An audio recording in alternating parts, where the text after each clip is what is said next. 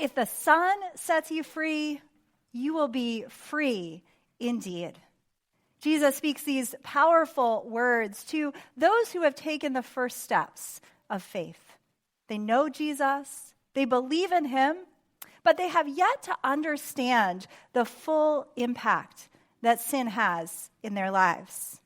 They think that righteousness comes from their ancestor Abraham and has been passed down through the generations. They don't understand that righteousness truly comes in the person of Jesus Christ.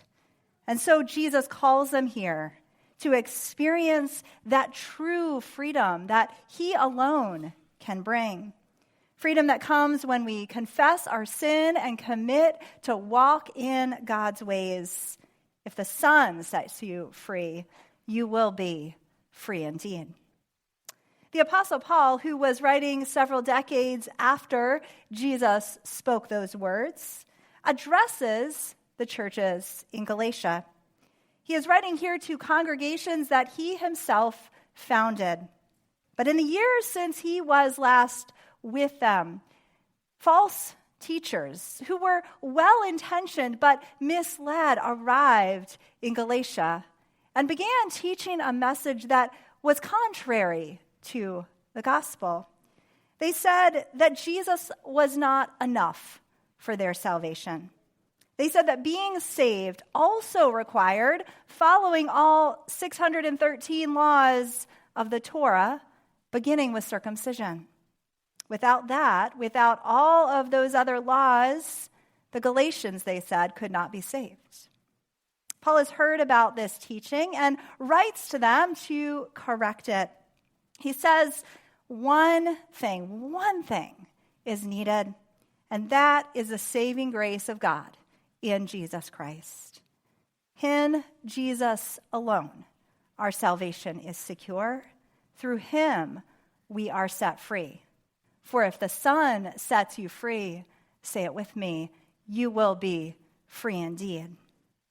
But Paul cautions the Galatians not to misuse that freedom. He says, don't think of grace as an opportunity to do whatever you want, for that too is a perversion of the gospel of Jesus Christ.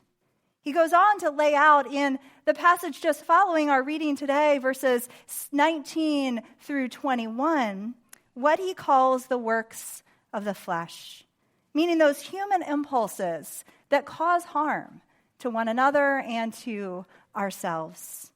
Paul identifies these works of the flesh that we are to beware of as sexual immorality, impurity, licentiousness, idolatry, sorcery, enmities, strife, jealousy, anger, quarrels, dissensions, factions, envy, drunkenness, carousing, and things like these.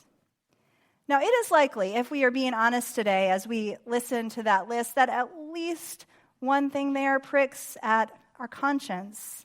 Because 2,000 years after Paul wrote those words, those are the same temptations facing humankind today. Paul is not condemning us for experiencing those temptations. Rather, he is saying that when we turn to Jesus Christ and confess our sin and receive grace through him, we are called to a new way of life, one that grows what Paul calls the fruit of the Spirit, which is love, joy, peace, patience, kindness, goodness, faithfulness, gentleness, and self-control. Bearing this fruit shows that the grace of God is living and active in our lives, and it fulfills the one commandment that Paul says, as Jesus said, summarizes everything else, that we are to love our neighbors as we love ourselves.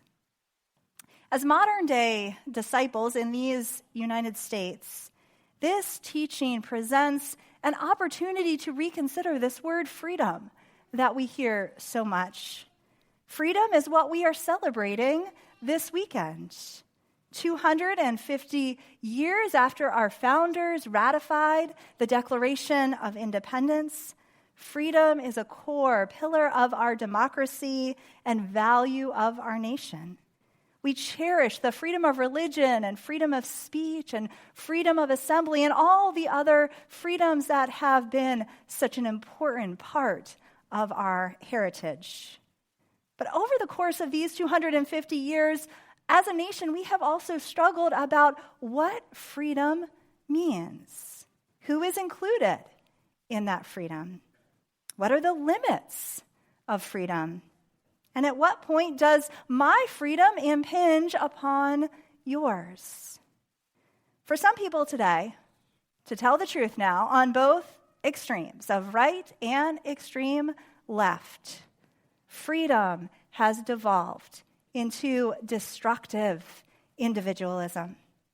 This false freedom is unbridled focus on ourselves, on our own desires, values, and impulses, with no real concern for others. Unbridled freedom is what Paul warns us against, for it is a misunderstanding of what freedom is for. True freedom is for the purpose of love. And in the words of the hymn we will sing later in our service, "O beautiful for spacious skies, true heroes are proved as those who more than self their country loved, and mercy more than life." On this 250th anniversary, we do celebrate all that is so good in this land, giving thanks to God for our precious freedoms and seeking God's ongoing blessing upon us. And yet this occasion also extends a call to self-examination and penitence. It is a call to commit ourselves to resist idolatry in all its forms, to pray instead, "America, America, God mends thine every flaw." For in a time when voices on both extremes promote unbridled freedom, as followers of Jesus, we declare that our ultimate law is love. Abraham Lincoln, in his Gettysburg Address, framed our nation as one dedicated to the proposition that all men are created equal. His words then and now challenge us to see America as an unfinished work, more as aspiration than achievement, more as vision rather than something already accomplished. And so in the response to those who gave what Lincoln calls that last full measure of devotion, we are called upon to show our own devotion through pursuing those ideals of freedom upon which our nation was founded, so that we, as Lincoln says, under God, may have a new birth of freedom. 250 years after the Declaration of Independence, and 162 years after the Gettysburg Address, our country has work to do. We have a new birth of freedom calling out to us continually. And God calls us, as followers, first of all, of Jesus Christ, to rededicate ourselves to the one commandment that sums up everything else. You shall love your neighbor as yourself. This law is meant to challenge us. This law is meant to inspire us. It is meant to liberate us. This law is meant to call forth true greatness from within us that only comes when we seek more than our own gain. So may we live in the freedom of this God we love. Freedom that is constrained by the law of love. Then, and only then, will we be free indeed. Amen.